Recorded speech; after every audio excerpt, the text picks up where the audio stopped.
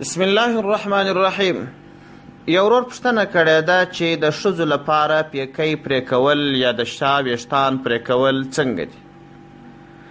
د دغه ورور د پوښتنې په جواب کې باید ووایم چې اصلا د ښځې پر ویښتانو باندې که د مخ د خواوي که د شا د خواوي منع نه ده راغلې تر څو چې تشبیه د کفارو او یا د نارینهو سره رانسي.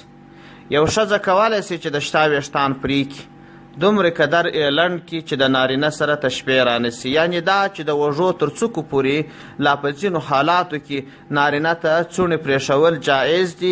د ښځې ویښتان باید د شا د خوا د وږو تر څوکو کښته وي، او د مخ ویښتان یا پیکی پرې کول دا هم جایز دي په دې شرط چې د کفارو مشرکینو سره تشبیه پکښې رانسي.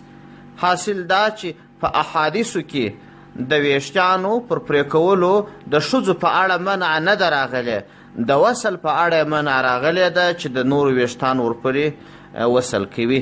او ځینې هغسې شیان لکه ښځې چې جوړوي چې دا د سر ویښتان داسې بوک ودروي دغه نه دي جایز، او یا د کفارو سره په دې پیکیانو کې په نورو طریقو باندې ترتیب راولي نه دی جایز. حاصل دا چې د ښځې لپاره د مخ او د شا ویښتان پرې کول جایز په دې شرط یا دومره اندازه چې د نارینهو سره تشبیه رانسي او د کفارو سره تشبیه رانسي.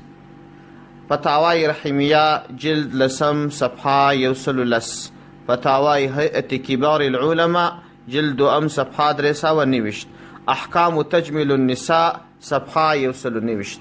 والسلام علیکم ورحمة الله وبرکاته.